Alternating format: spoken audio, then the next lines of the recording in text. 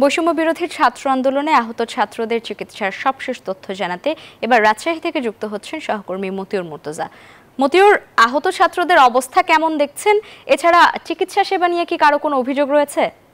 লাইবা, ধন্যবাদ আপনাকে। Rajshahi medical college হাসপাতালে কিন্তু এখনো 6 জন আহত শিক্ষার্থী চিকিৎসা নিচ্ছেন। এর পাশাপাশি কিন্তু বিভিন্ন শ্রেণী পেশার মানুষ রয়েছেন, তারা বলছেন যে চিকিৎসা পেশা নিয়ে তেমন কোনো তাদের জটিলতা পোহাতে হয়নি। হাসপাতাল কর্তৃপক্ষ সর্বাত্মক সহযোগিতা করছে। আর আমরা এখানে রয়েছেন রাজশাহী মেডিকেল কলেজ হাসপাতালের মুখপাত্র এবং ইমার্জেন্সি মেডিকেল অফিসার ডক্টর শঙ্করকে বিশ্বাস। আমরা একটু তার কাছ থেকে চিকিৎসার সর্বশেষ খবর শুনে নিই।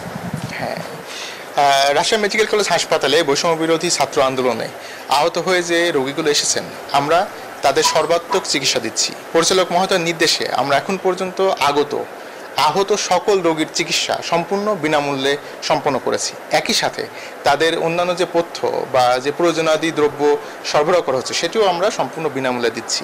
আপনারা দেখতে পাচ্ছেন আমরা তাদের জন্য একটি ডেডিকেটেড ওয়ার্ডের ব্যবস্থা করেছি। এটা কিন্তু কোনো সাধারণ ওয়ার্ড নয়। পরিচালক মহোদয়ের নির্দেশে আমরা 2টি কেবিন নিয়েছি। এই কেবিন 2টিকে কেবলমাত্র বৈষম্য বিরোধী ছাত্র আন্দোলনে আহত রোগীদের জন্যই আমরা বরাদ্দ করেছি এবং এখানে চিকিৎসা সেবা গ্রহণ করছেন। একই সাথে যারা মহিলা তাদের জন্য আলাদা একটি ওয়ার্ডের ব্যবস্থা করা হয়েছে, সেটিও আলাদা একটি কেবিন। তো সব কিছু মিলে আমরা আসলে আমাদের দিক থেকে সর্বাত্মক সহযোগিতা করছি বৈষম্য বিরোধী ছাত্র আন্দোলনে আহত রোগীদের চিকিৎসার জন্য।